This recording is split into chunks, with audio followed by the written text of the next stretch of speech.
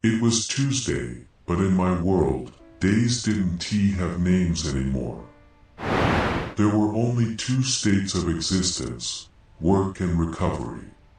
At that moment, I was failing miserably at the latter. I woke up in a sagging leather armchair.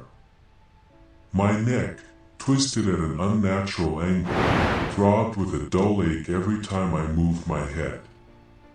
The TV was still on, muted and casting a deathly pale blue light onto the walls of my cramped apartment. The room was filled with a heavy, stagnant smell, a mix of cold, stale coffee and the sharp tang of industrial degreaser that seemed permanently etched into my pores. My eyes stung as if someone had shoved handfuls of grit under my eyelids. It had been a long day. I glanced at the microwave clock, 8:54 p.m. I slept maybe 40 minutes. Just enough to wake up feeling even more leaden than before I drifted off. Suddenly, the phone on the table jolted to life. It began to vibrate, making a dry, mechanical buzz that reminded me of a drill biting into wood. Greg. My supervisor. Greg never called at this hour just to check in. He only called when he was in deep shit and needed an extra pair of hands. I let it ring 3 times. My arm felt heavy, as if it didn't quite belong to me. Yeah, Greg. I rasped. My voice sounded like sandpaper on concrete. Hey, you awake? Kid, it's 9 o'clock, he barked, and I could almost smell the stench of his cheap cigars through the receiver. Listen, I'm in a real bind. You know that regional distribution center off Route 4? That big concrete block behind the old coal plant. I stared blankly at the blue glow of the screen for nearly a minute.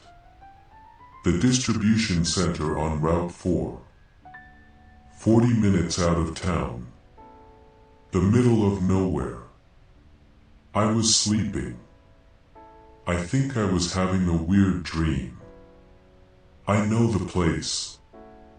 What about it? The worker, Miller. He just walked out. Didn't even call, just sent a text, I am done. Keys are in the drop box. We've got a corporate inspection at 6 a.m. If that floor isn't scrubbed to a shine, we lose the contract. I need you there now. Every muscle in my body begged for mercy. I was about to say no, but Greg knew exactly where to hit. I'll give you triple time. Cash, under the table. And a bonus if the inspection goes smooth. You do this, and you've got the rest of the week off. Paid. Triple time the rest of the week off. Greg was never this generous. My mind flashed through the bills, the credit card, the endless debt, and I hadn't had a day off in weeks. Fine, I said, rubbing my stinging eyes. I am on my way. The drive to Route 4 felt like a slow descent into a void. Once I crossed the city limits, the streetlights thinned out until they vanished entirely. My headlights cut a narrow, trembling tunnel into the thick dark. Occasionally, I'd pass a lonely gas station. Their neon signs buzzing in the damp air, but eventually, even those were left behind. There was only the asphalt, the boundless gloom, and the low, tired moan of my old Ford. I thought about Miller. We'd worked together for 3 years.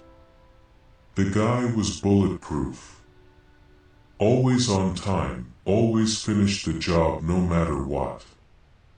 And then suddenly, I'm done. Keys are in the box. What could break a man like that? Why such a cold, sudden decision?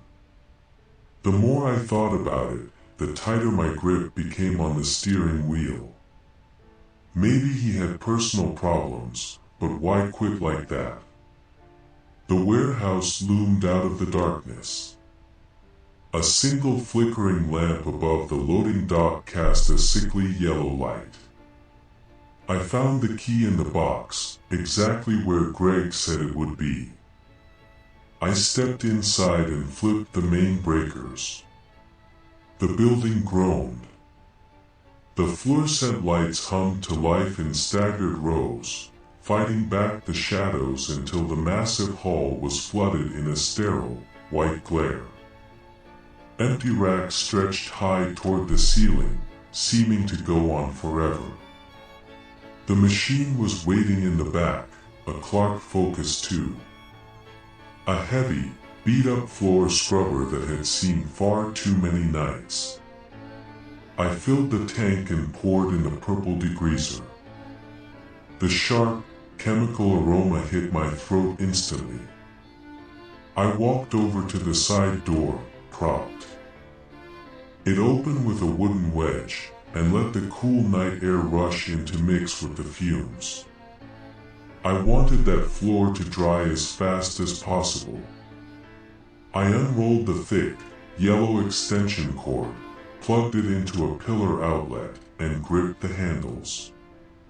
The vibrations hit me immediately, rattling through my hands, shoulders, and neck, all the way down to my spine. The hum of the motors and the wet slurp of the squeegee vacuum filled the warehouse. The first few hours passed in a monotony. Long, straight lines. Turn. Overlap. The grind came up slowly. Old oil and rubber stains turning into a gray sludge that the machine sucked up with a rhythmic, pulsing sound. I felt sweat trickling down my back, my shoulders stiffening from constantly wrestling the heavy scrubber. 1:30 a.m. My back was giving out. I cut the engine to empty the recovery tank. In the sudden silence, the warehouse felt different. Alien. Like the walls were slowly closing in. I stared into the distance, down those dark, empty aisles between the racks. Out of the corner of my eye, I saw movement. I whipped my head toward row 14. For a split second, I saw a shadow. Something darted through the gloom. Hello. I called out, my voice echoing hollowly off the concrete. Silence. Get it together, I muttered to myself, feeling my heart accelerate. You read just exhausted. You're seeing things. I drained the water, walked back to the machine, and fired it up. Suddenly, the lights went out. The machine died in the exact same second. The darkness was so thick I could almost feel its weight on my shoulders. I stood perfectly still, listening, trying to figure out what happened. I thought about the breaker, the old wiring, the power draw. It made sense. I knelt on the wet floor, felt for the machine's power lead, and pulled the plug from the outlet just to be safe.